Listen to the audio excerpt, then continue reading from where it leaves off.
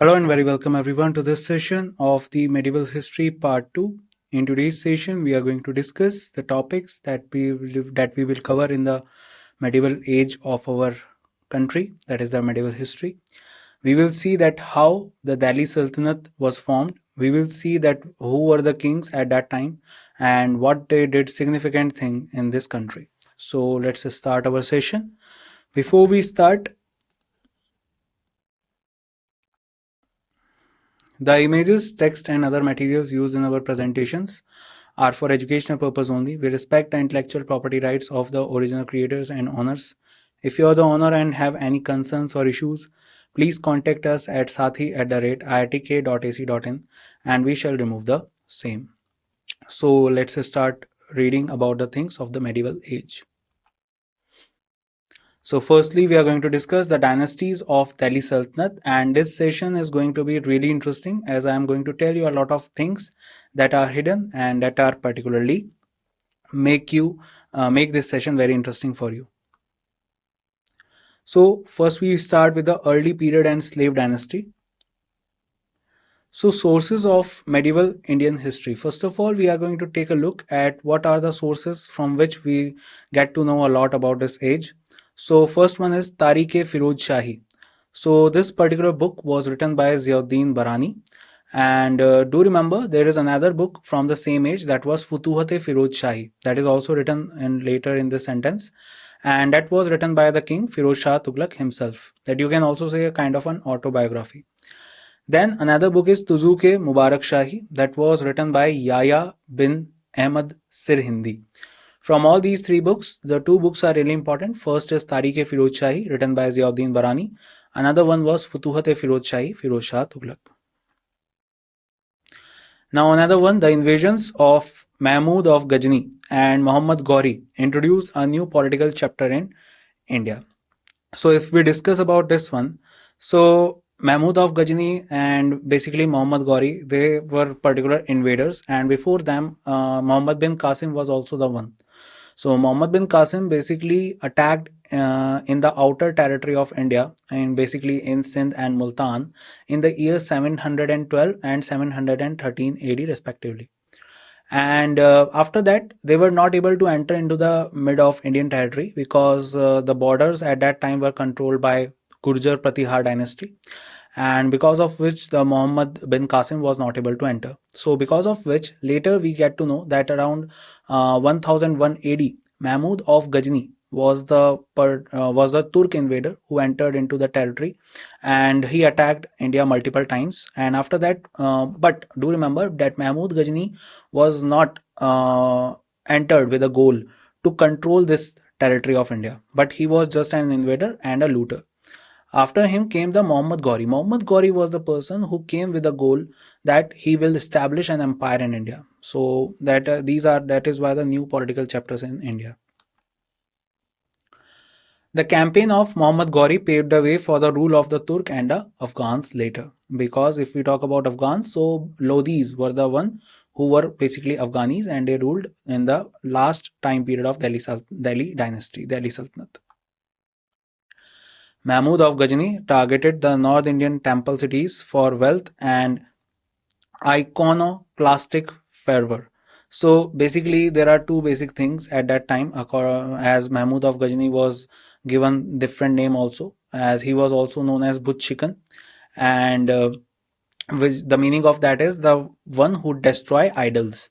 So two basic principles of Mahmud Ghazni were one is to loot the wealth and the other one is to destroy the idols of the temples. That is why he entered into different multiple temples, like the famous one is the Somnath temple, and in Somnath temple he attacked and also destroyed a Shivling. So that is why Mahmud Ghazni targeted the North Indian temple cities for wealth and iconoclastic fervor. Then Muhammad Ghori nominated his trusted and prominent slave Kutubuddin Aibak as his representative to govern the newly conquered regions in India. It was the beginning of the slave dynasty. So let me tell you a bit about it. So basically, Mahmud of Ghazni attacked India in 1001 AD, and he attacked India multiple times till 1027 AD, in which the last attack of Mahmud Ghazni happened. After that, Mahmud Ghazni died around 1028 or 1029 AD. And after that, basically, the Ghazni Empire perished.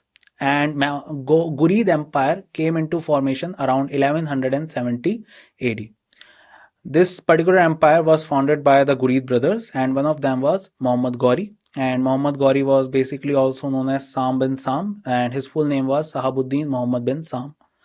And he indulged into two wars basically at that time. Earlier, he was defeated by different kings of our country, like he was also defeated by Naiki Devi in Gujarat. But later, in the 1192 AD, he won a battle against Prithviraj Chauhan third and defeated him in the Battle of Tarain, the second Battle of Tarain. And later, in the other battles, he won and established the empire of Ghurid in the northern central part of India, where he controlled India with the help of his four slaves, which are named as Kutubuddin Aibak, Bakhtiyar Khilji, and other than that Kubacha. And these are the slaves who were particularly trusted by Muhammad Ghori to take the control of these regions. One of them was especially Muhammad Kutubuddin Aibak, who later established the Ghulam dynasty, and Delhi Sultanate was started. Delhi became the center of Turkish and Afghan power. So this was the time of around 1192, and after that till the time of 1526, this was the time when Turkish and Afghani rulers ruled the central part and majorly on the central part, and some of the rulers also went towards South India as well, like Alauddin Khilji and Tughlaqs. So that is a brief introduction of them. Let's read further.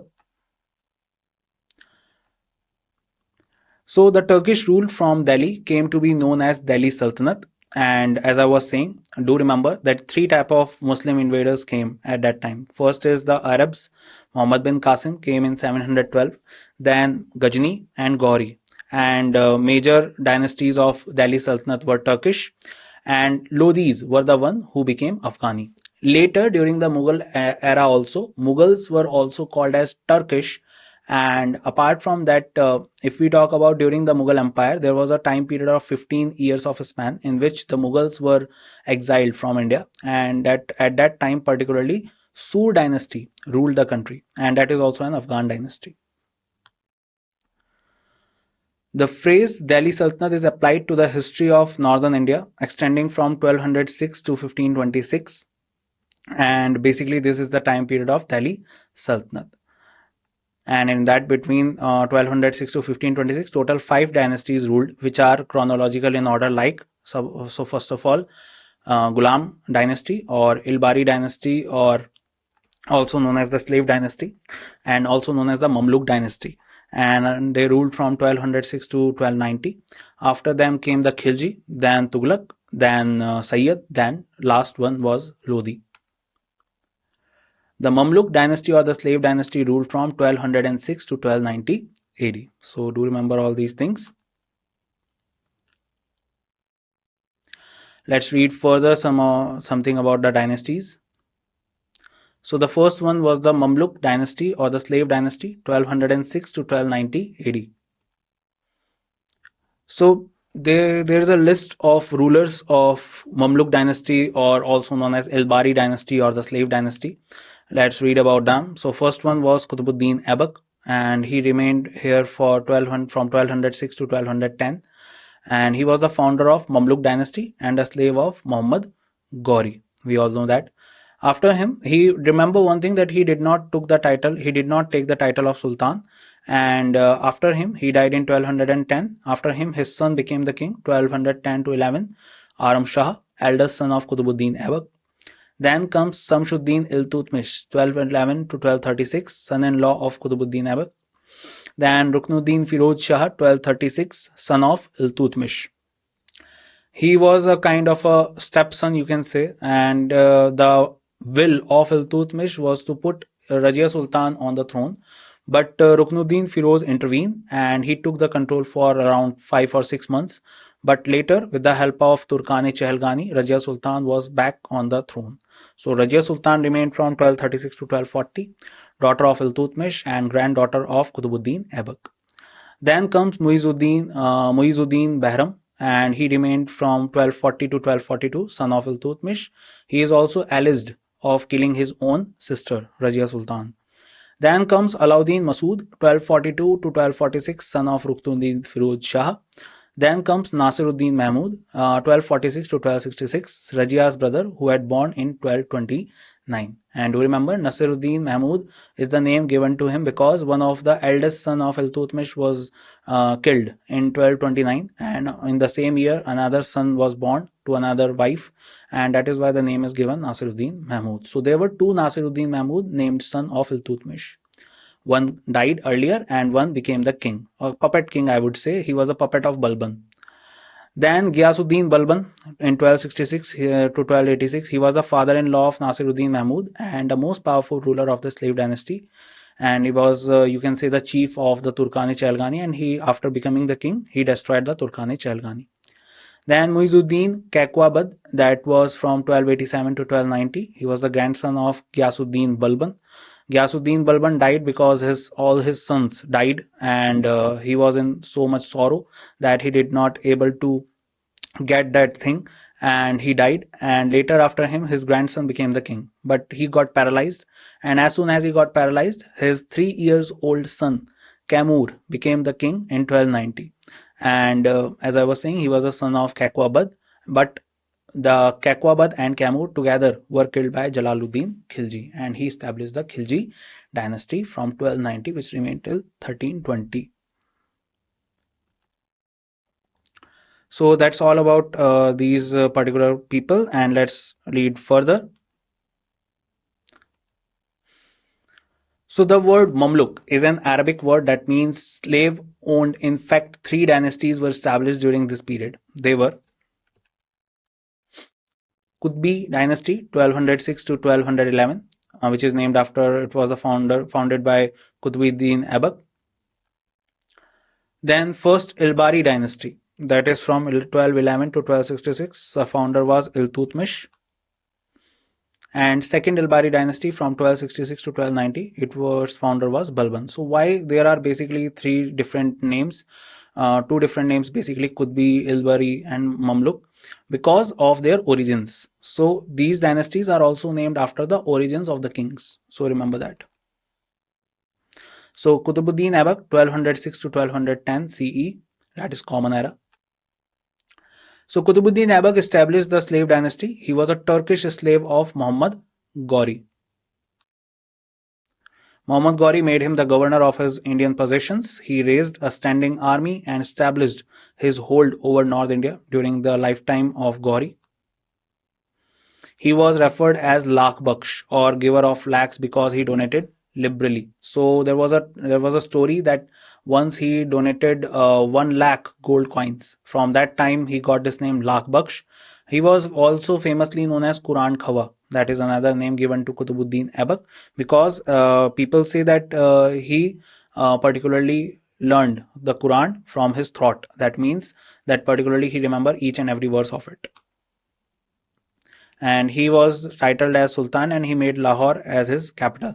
Though he was made the Sultan, but do remember one point, and do write down this point in your notebooks, that he never adopted the title of Sultan. He always remained as a, you can say, an agent of his king, that was Muhammad Ghori. Muhammad Ghori was on his way back to Gaur in 1206 when he was killed by some of his enemies in Lahore, and that is why you can find the tomb of Muhammad Ghori in Lahore. And do remember his nickname was Sam bin Sam. And let me tell you a little bit more about it. So Qutbuddin Aibak was the one who basically died in Lahore in 1210 while playing Chaugan, that is polo, and after falling from the horse. So do remember this point as well. And he was also remembered for establishing Quwwatul Islam Mosque, that is the first mosque of North India. And another thing is that he started the construction of Qutub Minar. Let's read further. So as I was saying, so he also started the construction of Qutub Minar, the first story only, after the name of famous Sufi saint Khwaja Qutbuddin Bakhtiar Kaki, that is the full name. But it was later completed by Iltutmish. So if someone asks you who started it, that was Qutbuddin Aibak, and who completed, that was Iltutmish. And he died suddenly while playing Chaugan, horse polo, in 1210 CE. And you can find his tomb in Lahore. And do you remember one more point during his tenure as a king? So his capital was Lahore. Now let's read about Aram Shah, 1210 CE. So Qutbuddin was succeeded by his son Aram Shah. Aram Shah, if we talk about, was a son of Qutbuddin Aibak, but he remained on this post only for 1 year. He was incapable as a ruler. He was opposed by the Turkish armies, and his rule lasted for only 8 months. That is around 1 year. And after he was killed, and Iltutmish took over. And Iltutmish remained from 1210 to 1236 CE. And do you remember he was also the son-in-law of Qutbuddin Aibak, and also the slave. That is why Iltutmish sometimes also termed as the slave of slaves. And also, particularly, do remember that Iltutmish was the one who was known as the real founder of Delhi Sultanate. So Iltutmish belonged to the Ilbari tribe, as I was saying, and therefore his dynasty was named the Ilbari dynasty. Iltutmish dethroned Aram Shah and became the Sultan with the name of Samshuddin in 1211 CE. He is regarded as the real consolidator of Turkish ruler in India. He defeated Yildiz in the Battle of Tarain in 1215 CE. Yildiz was another slave of Gauri. So, as I was saying, there were four slaves basically: Qutbuddin Aibak, Bakhtiyar Khilji, Yildiz, and Kubacha. So these were the four slaves, and Yildiz, or Yildiz he was named as, was basically defeated in the Battle of Tarain in 1215 CE. Tarain is a place that you can find in Haryana these days. When in 1220 CE, Genghis Khan, the leader of the Mongols, started his march towards Central Asia, the diplomatic policy of Iltutmish helped him to save his empire from the wrath of Genghis Khan. So basically, Genghis Khan did not attack India. He was following someone, he was following a particular enemy of him, and while following him, he entered into the territory, but later he left out from India. Iltutmish organized Turkani-Chalgani, a new class of ruling elite of 40 powerful military leaders. This is really important. So what Iltutmish did is that he took 40 nobles, 40 Persian nobles, and trained them, and particularly they were named as Chalisa. And that because they were total number of 40 were them, 40 were of them, and also known as Turkani Chalgani. Balban was one of them, and these 40 nobles basically helped the king to rule the empire in a stabilized way. So that is why this was formed, and later this Turkani Chalgani was the one who controlled the empire after the death of Iltutmish. So do you remember all these things? Then he brought Bengal and Bihar back into the Delhi Sultanate. So this was one of his achievement, that he brought back Bengal and Bihar. Remember one thing, as soon as a king died during that time, so Bengal was the reason, Bengal and Bihar was the major reason they got themselves independent. And you will find this thing in almost every king in Delhi Sultanate, that they are trying to get back the Bengal. And that is why Iltutmish is doing so. So he suppressed the Rajput revolts and recovered Ranthambore in 1226 CE. That was a kind of a attack on the Rajput rulers at that time by the Iltutmish. Then by 1231 CE, Iltutmish established his control over Bayana, Mandor, Jalore, and Gwalior. So basically, he was controlling the major parts of Rajasthan area and some part of central India as well, like Gwalior. He completed the construction of Qutub Minar in Delhi. We have already read about it. He introduced the Arabic coinage in India, and the silver tanka or taka weighing 175 grams became a standard coin in medieval India. And for most of the period of medieval ages, two type of coins were basically used. One is taka, that is a silver coin, and another one is jital, that is a copper coin. Remember that. Later, Sher Shah Suri also made two new type of currencies during his tenure. One is rupiah and another one is dam. He patronized many scholars, and many Sufi saints came to India during his reign. So he was also fond of lot of artisans, scholars, and Sufi saints. Contemporary scholars during his reign were Minhaj-us-Siraj, author of Tehqiqat-e-Nasuri. Remember this point, guys. This is the book that tells us a lot about this era of Ghulam dynasty. Then Tajuddin and Muhammad Junaidi and Fakhrul Mulk Isami and Malik Kutubuddin Hasan. So these are some of the scholars, and do remember Minhaj-us-Siraj book, that is Tehqiqat-e-Nasuri. Then he nominated his daughter as his successor, as I was saying. So after his eldest son died, that was Nasiruddin Mahmud, as I was telling you, that his eldest son name was Nasiruddin Mahmud, and on the same year, another son was born, and he named him Nasiruddin Mahmud. But he cannot become the king. So after when he was on a way to Gwalior, when he was on a way to fight a battle in the Gwalior, so he particularly made the representative in the Delhi, and that representative was Rajia Sultan. So he trusted Rajia Sultan, and after he came back, so he found that Rajia Sultan was a efficient ruler. So that is why, as soon as he came back, so he nominated her as a successor. So do remember all these things regarding Iltutmish. Let's read further. Then Ruknuddin Firuz Shah. One more thing I would like to add, and really important. Two very important points. Remember that he was the real founder of Delhi Sultanate. I am talking about Iltutmish. And why? Because he was the one who transferred the capital to Delhi. Another point, he started the Ikta system. Ikta system is a kind of a land system that is being distributed to the nobles officers, so that the nobles and officers being engaged in something, and they will collect the revenue. A part of it they will keep as a salary, and a part of it will be submitted to the treasury. Now let's read about Ruknuddin Firoz Shah. He was the eldest son of Iltutmish, who ascended the throne with the help of nobles. And I already told you the story that Nasiruddin Mahmud died. So he was another son after Nasiruddin Mahmud. And that is why Ruknuddin Firoz was uh, particularly established as a king. Because most of the people are not in favor of introducing a female ruler on the throne.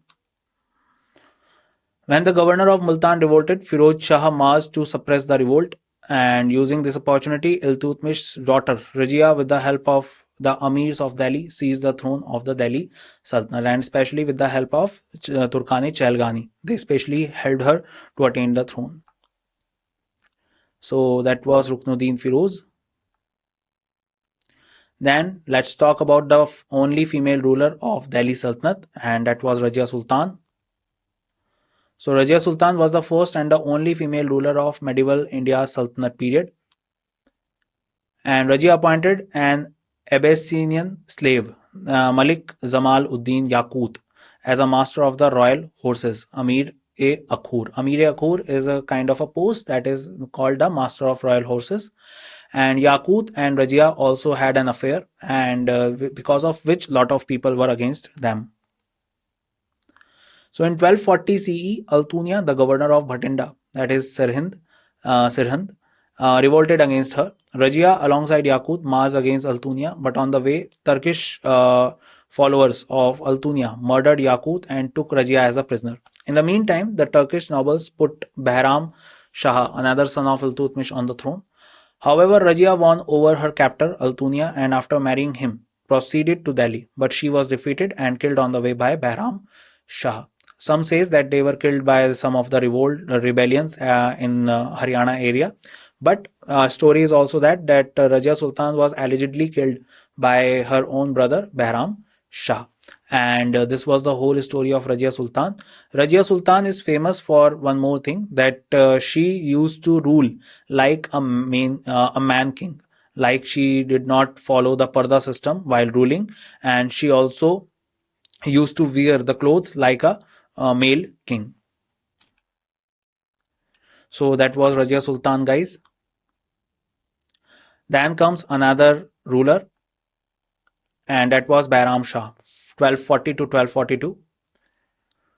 So after Rajia, Iltutmish's third son Bahram Shah was put on the throne by the powerful Turkish council Chalisa, and as you can understand that Iltutmish chose Rajia Sultan over all other sons.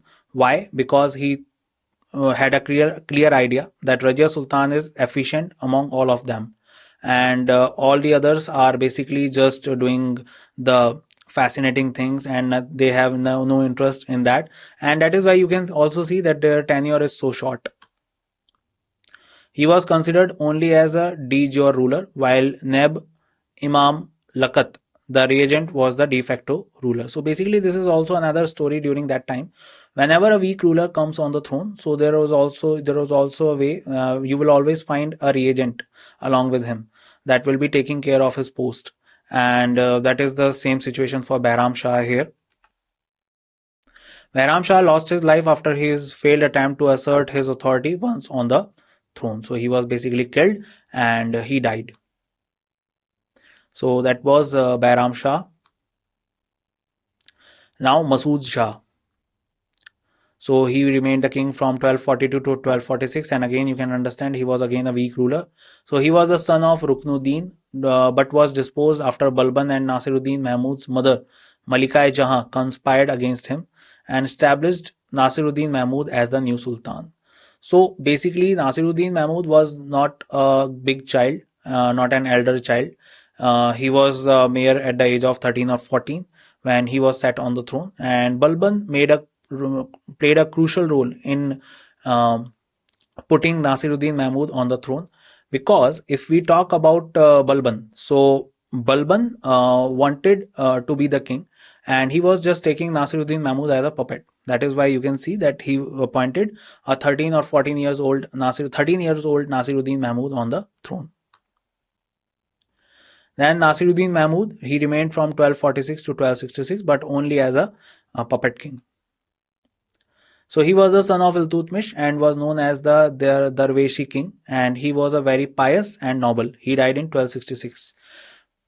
If you are becoming a king and you are a part of aristocracy, so there is no way that you will be indulged into the spirituality, because that will harm you. We have an example of that. A lot of empires became dead because of this kind of thing. So Nasiruddin Mahmud also perished and he died in 1266. Remember, his father-in-law was Balban. Balban married his daughter to Nasiruddin Mahmud because he wanted to create his own post. Now Balban, 1266 to 1286 CE.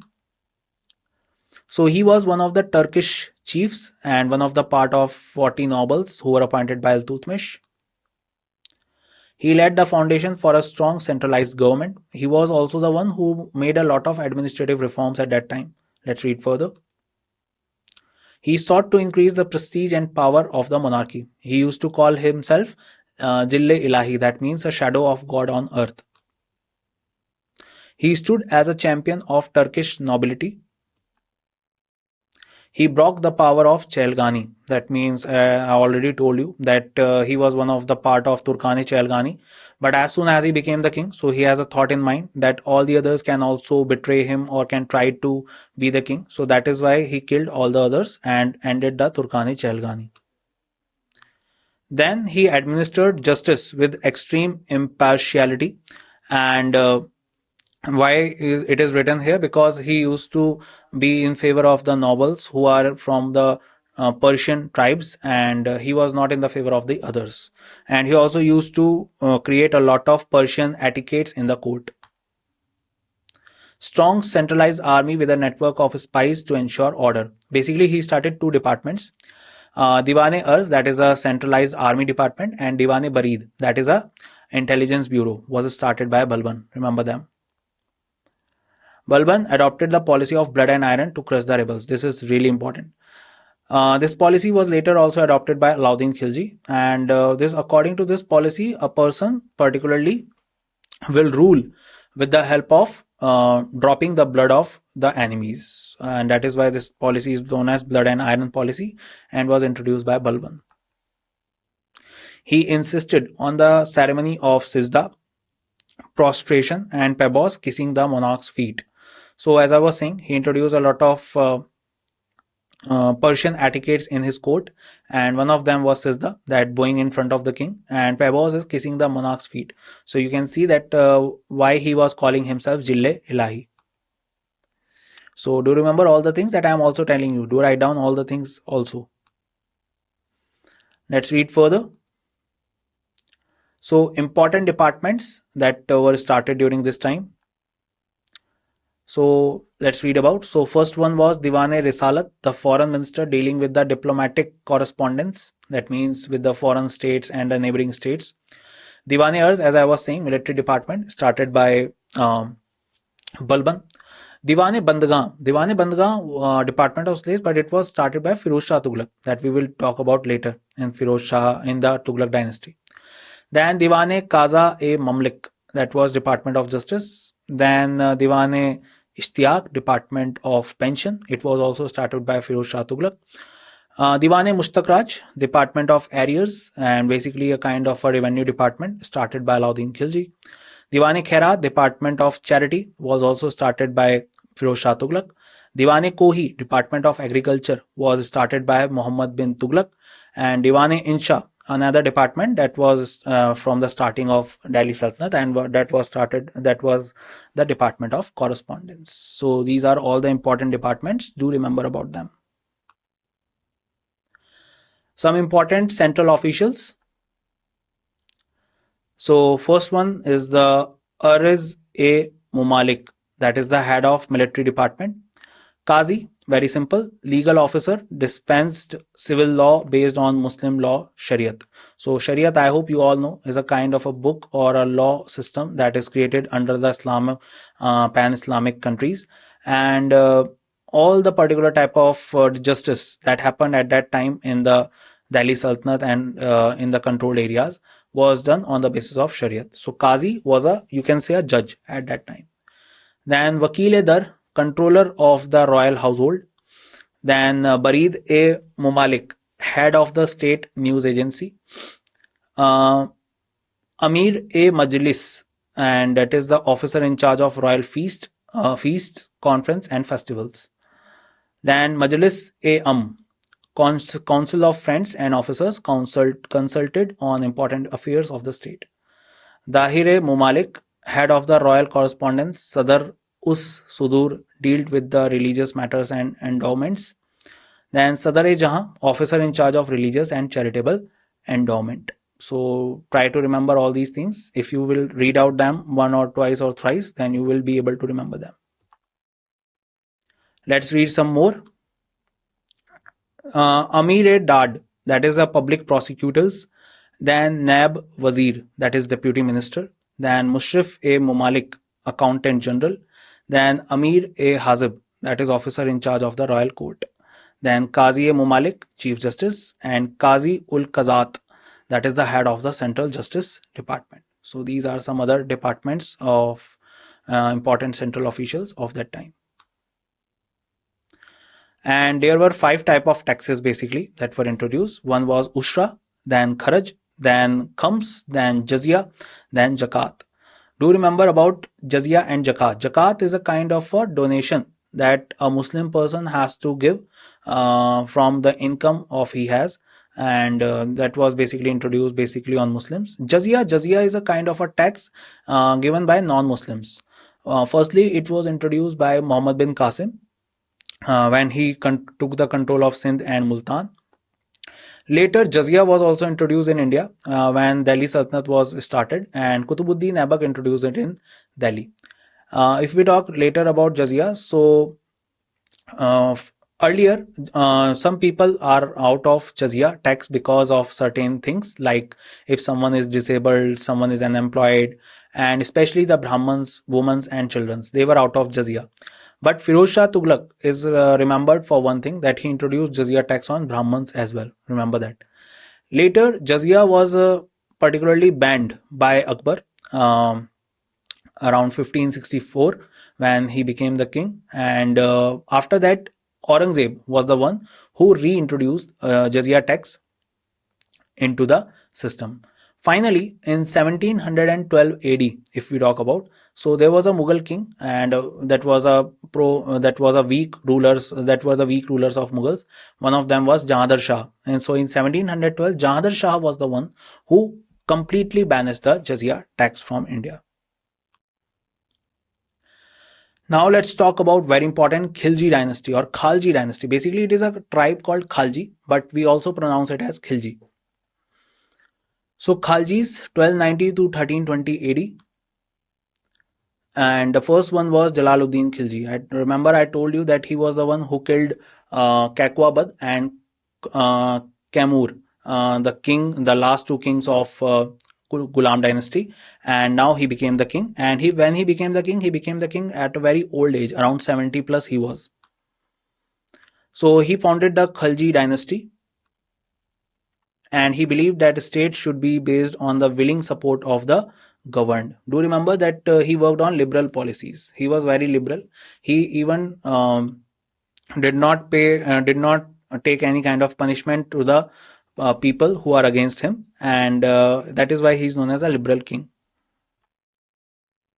He followed a policy of tolerance towards the nobility, as I was saying, and that became one of the reasons that Alauddin Khilji, who was a kind of a young king at a young noble at that time, and he was appointed as the governor of Kara during the time of Jalaluddin Khilji, and he particularly conspired against his own uncle, that is Jalaluddin Khilji, and he killed him when Jalaluddin Khilji was on his way to meet Alauddin Khilji in Kara, and Alauddin Khilji came back from Devgiri after looting Devgiri, and when he came back, he did not go to Delhi, but he came back to Kara only. As soon as he came back to Kara, Jalaluddin furiously came to meet Alauddin Khilji, and on his way, when he was on his way to meet, um, all his soldiers and his securities were left behind because of conspiracy, and Jalaluddin Khilji was in front of Alauddin Khilji, and Alauddin Khilji stabbed him to his death. Now Alauddin Khilji 1296 to 1316 AD. So he was harsh towards nobles and banned festivals, use of wines and intoxicants. So there are certain type of fantasies that he was following after he became the king, and very harsh against nobles and banned festivals. Also, if you take a look at Alauddin Khilji's tenure, so he also was known for one thing, that during his tenure, the people of his authority, or the people under his authority, they did not left with any kind of money of other than their requirement. So that is also done because he did not want anyone to rebel against him. So he weakened the power of nobles. As I was saying, he did not left them with any kind of money virtually. He was followed by a Hindu convert, Khusro, and who was defeated by Tughlaqs. So basically, there was a story that when Alauddin Khilji forces were on ascending towards central India and South India, so they found a particular type of tribe, and they found a particular prince among them, and that was named as Khusro. And Khusro Shah was the full name. Khusro Shah later, after defeating and after killing Alauddin Khilji's son, became the king in 1320. But also Khusro Shah was not accepted as a king by the Tughlaqs, by the Ghiyasuddin Tughlaq, who was a governor at that time, and he killed Khusro Shah. That is why this line is written here. He was the first Muslim ruler to come to South. Do remember this point, and do remember one more point, that Alauddin Khilji is also famously known as Sikandar-e Sani, and that means Alexander of India. And another point is that he was the first Muslim invader or ruler to invade South India. He introduced Diwan-e Mushtaq, I told you earlier also, revenue ministry. Malik Kafur, Senapati, commander of Alauddin, conquered southern kingdoms of Yadava, Kaktiya, Hoshala, and Pandya. Malik Kafur was one of the most favorite general of Alauddin Khilji, and you can see that he was so much capable of doing things. From Kaktiya dynasty, he defeated the king, and particularly that was the place from where Malik Kafur got a diamond that is famously known as Kohinoor, which he presented to Alauddin Khilji. And that is famously known as a cursed diamond, because as soon as Alauddin Khilji got that diamond, he became ill and later died in 1316. And Malik Kafur was basically a very famous and most trusted person of Alauddin Khilji, but later it is also alleged that he was also the one who killed Alauddin Khilji on his death bed. Malik Muhammad Jaisi, Sufi saint, wrote Padmavat, where Rajput women perform Zohar in order to save from Alauddin Khilji. So Malik Muhammad Jaisi wrote this book not during the time of Alauddin Khilji, but during the time of Su dynasty. Remember that, first of all. And this book is famously known as Padmavat. And this is the story where Alauddin Khilji attacked on Chittor. And at that time, the Chittor was ruled by Raja Ratan Singh and Ratan Rawal, also known as Ratan Rawal. And his wife was Rani Padmini. And particularly at that time, this whole scenario is taken as a thing that Alauddin Khilji was on a purpose to snatch the wife of Raja Ratan Singh, and that is why he attacked on Chittor. But he did not get to uh, connect or to get to know Padmini, because Padmini committed Johar at that time, and that is known as the one of the first kind of Johar of Chittor at that time. So do remember this story as well. He brought in market reforms, military reforms, abolished Ikta system, and made attempts at secularization of administration. So he is known for a lot of harsh things he had done, but let me tell you more about it. So he was also famous for introducing the market control policy, and that is in today's era present situation we call the subsidy system. Okay. And other than that, he was also known for public distribution system, that he started giving a lot of food and other items to the needy one. Other than that, he also started giving salary in cash form to his nobles, to his army, and for that purpose he also established Diwan-e Mustakhraj, that is the revenue ministry. And all these things happened during his tenure, and you can clearly see that he always made an attempt to make the nobles weak. So that was Alauddin Khilji for all of you, and let's read further some more about it.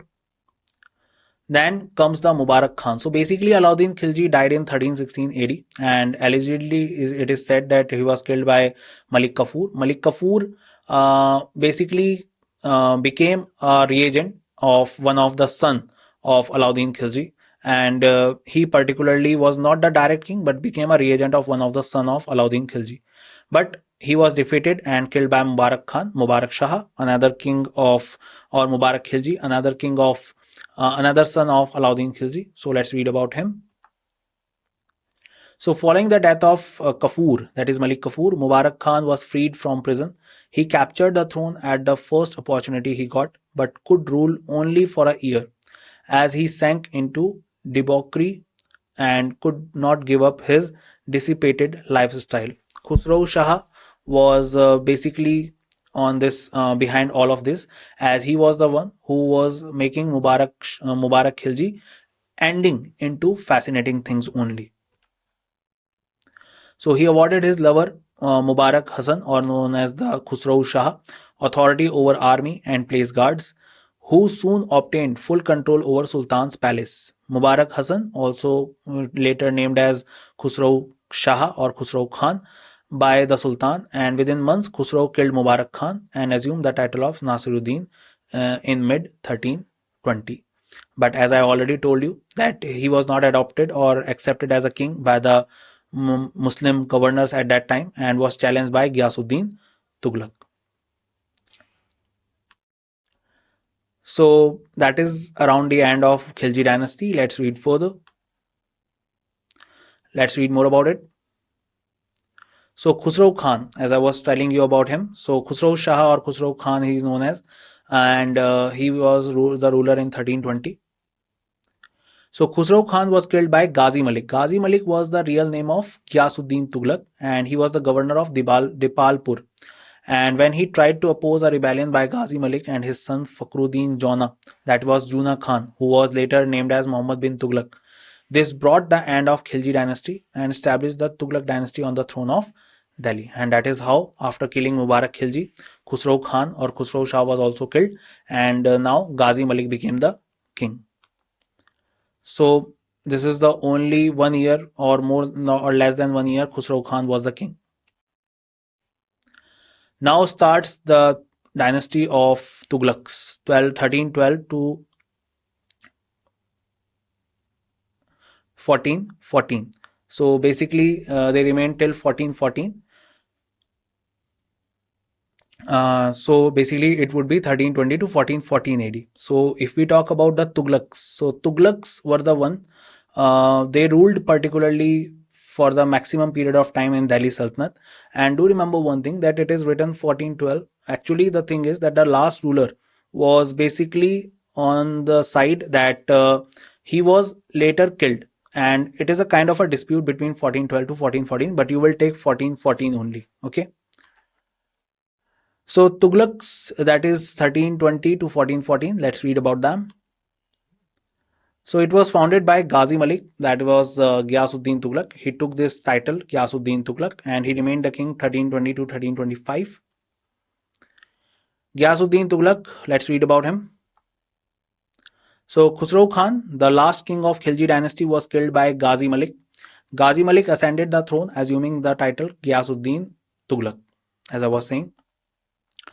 He died in an accident, and his son Juna, that was Uluga Khan, succeeded him under the title Muhammad bin Tughlaq. So there were two names of Juna Khan, Uluga Khan, and later he assumed the title of Muhammad bin Tughlaq. There is another theory that he was killed by his own son Muhammad bin Tughlaq, and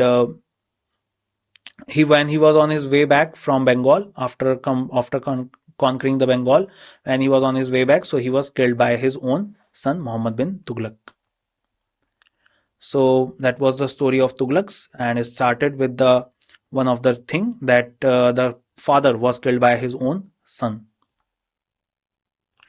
Let's read about this particular famous king Muhammad bin Tughlaq. He remained the king from 1325 to 1351 and famously known as the wisest fool king. So Muhammad bin Tughlaq was the only Delhi Sultan who had received a comprehensive literary, religious and philosophical education. So do remember 2 points about him. As I was saying, he was the wisest fool king. Now you would be thinking that he was so much in education, how he became wisest fool. This is the situation that he was so much visionary, he was so much futuristic, that all the things that he particularly applied at that time in his tenure were went to vain. That means they were nothing but a kind of an expenditure that he had done, and no output came out of it. So that was Muhammad bin Tughlaq, and though he was one of the most educated king at that time. So Muhammad bin Tughlaq wanted to make Devgiri his second capital so that he might be able to control South India better. Another reason behind it is that Muhammad bin Tughlaq also want to save his empire from Mongolian invasion. Let me tell you a bit about it now, as it happened already in Balban's era and Alauddin Khilji's era as well. So Mongolians were a kind of an invader, and they wanted to invade in India and take the control. They started invading India at the time of Balban, and after that the largest invasion of Mongolians happened during the time of Alauddin Khilji, and Alauddin Khilji is also famous for suppressing the invasions of Mongolians. And after that, if we talk about, so during the time of Tughlaqs also, this particular terror of Mongolians was not suppressed completely. So Muhammad bin Tughlaq, with an idea that he will take the capital away from the center of Delhi, from the northern side towards southern side, so that it will take time for Mongols if someday they can invade completely. So that is another reason. But because of this thing, he was called a wisest fool. Because if you are transferring the capital, you can just transfer your authority, your administration and other things. But he transferred the whole city. He even took each and every creature in Delhi to Devgiri. And he also named Devgiri as Daulatabad at that time. But after just 6 or 7 years, he came back to Delhi, and that is why he is famously, that is one of the reasons he is known as wisest fool king. In 1327, he made extensive preparation for the transfer of royal household and the ulemas and Sufis from Delhi to Devgiri, which was renamed as Daulatabad. So, as I was telling you, so he took each and every person from Delhi to Devgiri. Muhammad bin Tughlaq issued copper coins at par with the value of the silver tanka coins. So, let me tell you a bit about it. So, there was a time during this time when a kind of a shortage of gold and silver happened in the whole world. And as the Chinese emperors were already taking the token currency, started the token currency in their empires. So Muhammad bin Tughlaq was influenced of them, and he also wanted to start a token currency. So he started it, and it was made of copper. It was famously known as token currency. It was also made of bronze. So Muhammad bin Tughlaq issued those token currencies, but he did not put any kind of signature or any kind of thing in those coins, because of which every household at that time in the empire, in the Tughlaq dynasty, became a mint of itself, and they started minting the coins. And that is why Muhammad bin Tughlaq has to take back the coins into his own authority. And while replacing the coins, he particularly placed the equal value of the coins of the token currency with the silver coins. So all the people submitted the token currency and they took the silver coins with them. So that was another expenditure done by Muhammad bin Tughlaq at that time. In order to overcome financial difficulties, Muhammad bin Tughlaq increased the land revenue on the farmers of Doab, that is land between Gangas and Yamuna river. That is another thing that was done by Muhammad bin Tughlaq. So Doab is a particular geographical phenomena or landform, which means that a land between two rivers. Okay. So Muhammad bin Tughlaq increased the taxes on Doabs, but and though in those particular year in which he increased the taxes, the particular floods happened and the harvesting and all the other cultivations were vanished, and that is why it was another type of policy that went to vanish. Then a severe famine was also ravaging the region at that time. It had resulted in serious peasant revolt, as I was saying. So basically famine happened, flood happened, and because of which the peasants cannot submit the tax, and because of which the revolt happened. So I hope now you are understanding that why Muhammad bin Tughlaq is known as the wisest fool king. Let's read further about him. So he launched a scheme by which Takawi loans for cultivation were given to the farmers to buy seed and to extend cultivation. Basically, a department was created for agriculture, that was Diwan-e-Kohi. A separate department for agriculture, Diwan-e-Kohi, was established. Model farm under the state was created in an area of 64 square miles, for which the government spent 70 lakh takas. This experiment was further continued by Firuz Shah Tughlaq. But if your subordinates are not doing the work well, then it will all go into vain. And that happened to Diwan-e-Kohi as well. So it was nothing, no output came out of it. The rebellion of Hasan Shah resulted in the establishment of Madurai Sultanate. In 1336, the Vijayanagar kingdom was founded. In 1347, Bahmani kingdom was established. So whenever a king's control is losing, you will find that different type of kings will start creating their own empires. That is happening here also. In Gujarat, Taghi rose in revolt against the Sultan, who spent nearly 3 years chasing him. So Muhammad bin Tughlaq's health became worse and he died in 1351 AD. And during his tenure, one thing happened, that Ibn Battuta came during his tenure, and Ibn Battuta came from Morocco. So that was Muhammad bin Tughlaq. Let's read more. Firuz Shah Tughlaq, another important king, 1351 to 1388. He appointed Khane-Jahan Mughal, a Telugu Brahmin convert, as Wazir, Prime Minister. He strictly followed the advice of the ulemas in running the administration. He pleased the nobles and assured hereditary succession of their properties, Ikta system. As I was saying earlier also, I told you already about it. As per the Islamic law, he levied the taxes. Jizya was strictly imposed on non-Muslim as well as Brahmins. So do remember, Firuz Shah Tughlaq imposed jizya on Brahmins as well. He was the first sultan to impose irrigation tax, but at the same time, he dug irrigation canals and wells. The longest canal was about 200 kilometers from Satluj to Hasi. So that for that irrigation tax, he also introduced a particular name, that is Hakke Sharb. So Hakke Sharb is an irrigation tax at that time. And Firuz Shah Tughlaq is famous for two things, for canals, and the other one is the cities. He built around hundreds of cities in our country at that time, like Firozabad and Firoz Shah Kotla and other than that, Hisar. These are the places that he built. The special tax on 28 items was abolished by him since they were against the Islamic law.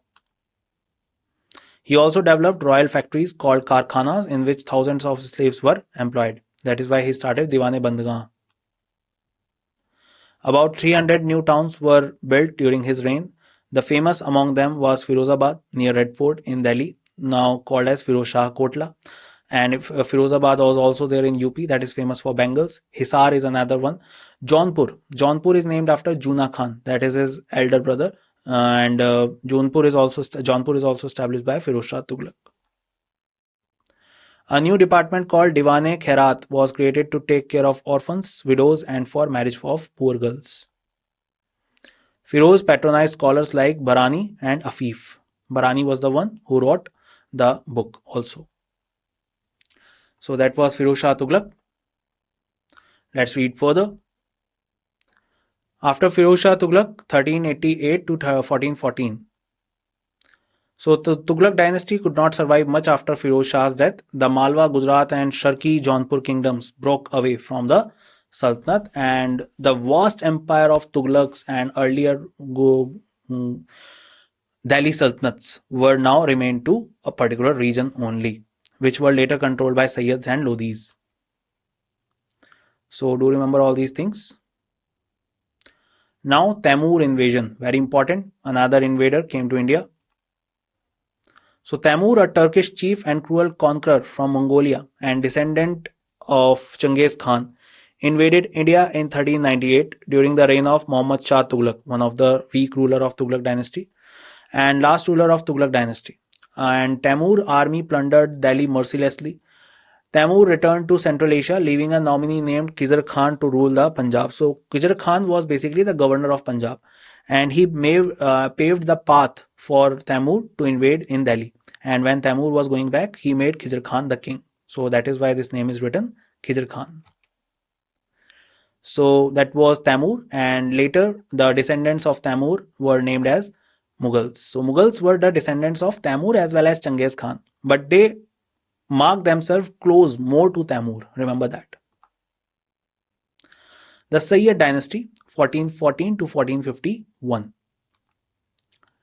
So Khizr Khan was the founder of this dynasty, 1414 to 1421. Tamur's nominee captured Delhi and was proclaimed a new sultan. He was the first of the Sayyid dynasty which ruled over Delhi and surrounding districts. Mubarak Shah, 1421 to 1434. He succeeded Khizr Khan at the throne after his successful expeditions against Mewatis, Katihars and the Gangetic Doab area. He was killed by nobles in his own court. You don't need to remember everything, but just remember one thing, that Sayyid dynasty was there from 1414 to 1451. And the chronology of the kings like Khizr Khan, then Mubarak Shah, then Muhammad Shah. The nobles, he remained from 1434 to 1443. The nobles put Muhammad Shah on the throne, but he could not survive the infighting among the nobles in the court. He was authorized to rule only a meager area around 30 miles, and rest of the Sultanate was ruled by nobles. Then the last one was Alam Shah. That was from 1443 to 1451, and the last Sayyid king descended in favor of Bahlol Lodi and retired. Thus began the Lodi dynasty, which was confined to Delhi and a few surrounding areas, and the first Afghani dynasty of that time. So that was Sayyid. Remember, Khizr Khan, Mubarak Shah, Muhammad Shah and Alam Shah. Then comes the Lodi dynasty, 1451 to 1526. So Bahlol Lodi remained from 1451 to 1488, founder of Lodi dynasty. Bahlol Lodi was one of the Afghan Sardars. He established himself in Punjab after the invasion of Tamur. He established the Lodi dynasty in Delhi. And do remember, earlier he was just a trader of horses, but later he gained power and controlled the areas majorly. He was also famously known as Khane Khana because he helped a lot of times to the Sayyid rulers, and Sayyid rulers named him Khane Khana. And after Bahlol Lodi, Sikandar Lodi became the king. Sikandar Lodi succeeded Bahlol Lodi in the Delhi Sultanate 1489 to 1517. Sikandar Lodi was considered the greatest ruler of Lodi dynasty. That is very much truth to say, because Sikandar Lodi was the one who tried to expand the Lodi dynasty at that time. In 1504, Sikandar Lodi constructed the city of Agra and shifted the capital from Delhi to Agra. And the irony is, at the same time, around 1504, Babur was taking the control of Kabul and now putting his eyes on uh, Indian subcontinent. Sikandar Lodi was responsible for the destruction of many Hindu temples and imposed restrictions on Hindus. So that was the time of Lodi dynasties.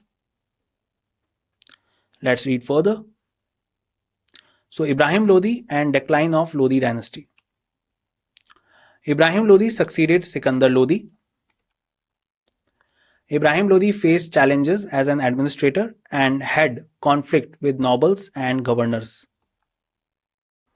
Alam Khan Lodi and Daulat Khan Lodi, close relatives of Ibrahim Lodi, invited Babur to invade India. So Ibrahim Lodi was a good king, but he was also furious and was very ill ethical.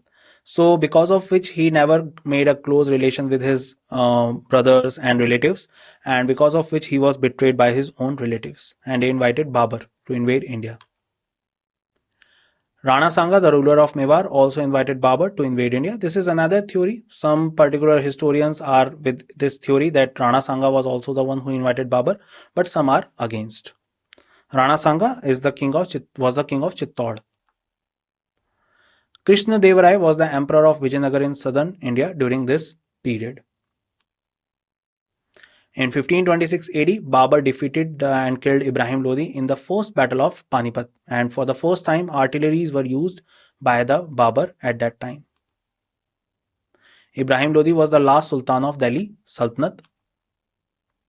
The victory at the Battle of Panipat marked the beginning of Mughal ruler in India under Babur. So this is the starting of Mughal era now. Let's read the cause of decline of Delhi Sultanate. Sultanate of Delhi was autocratic. The Sultans of Delhi ruled as despots. They concentrated all the Sultanate's power in their own hand, and the Amirs held the reins of the empire in their own hands. So that is one of the reasons that they wanted to create their concentrated power, and after the power is just particularly not in the control, then Amirs took over. The people were denied the right to participate in the affairs of the kingdom. Thus there was a wide gulf between the Sultan and the people, which widened even more during the reigns of the late unsuccessful sultans, and thus continued to disintegrate with the passage of time. So Sultan was never there to meet the people of his own sultanate, and that is why the relations were not good, and people did not even fight to protect the Sultan. The ulema and orthodox Muslims held a privileged position in the Sultanate and influenced the Sultan's policies. So only people who protected him were ulemas and orthodox Muslims. Because the majority of Hindus were not treated favorably by the Muslim rulers, they never cooperated with them. So that is the reason, that is one of the reasons. Let's read further. More reasons now. They amassed a lot of wealth during their invasion and plundered the temples, but they also spent a lot of money organizing the army and repelling the Mongol invasion. So as I was also already telling you that why they are particularly stopping the Mongols, and they are putting a lot of money in that, and also they are not stopping to plunder the temples as well. Furthermore, Muhammad Tughlaq ridiculous schemes depleted the royal treasury, and no government could be stable without sound finances, because of which Firoz Shah Tughlaq had to put a lot of taxes and different type of things. The invasion of Babur proved to be the final significant reason for the decline of the Sultanate of Delhi. Ibrahim Lodi failed to measure swords with the Mughal army and fell prostrate before it. Babur's well-equipped and disciplined army completely uprooted the Delhi Sultanate, and that became one of the reasons that Delhi Sultanate died. Let's read further. And that's it in this session. I hope you get to know that how Delhi Sultanate was established, how they ran the Sultanate, and how they perished. And that is all about it in Delhi Sultanate. I will meet you in the next session and we will discuss further about medieval history. Till the time we meet, bye bye. Take care, everyone, and see you soon.